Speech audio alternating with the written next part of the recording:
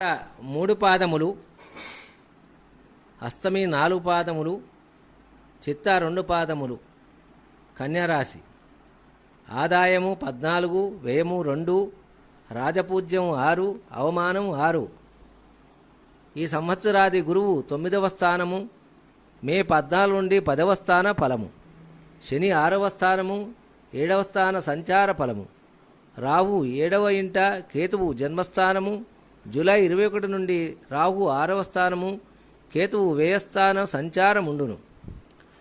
ఆచారములయందు శ్రద్ధ, గృహలాభము, భోజన సుఖము, స్త్రీ సుఖముండును.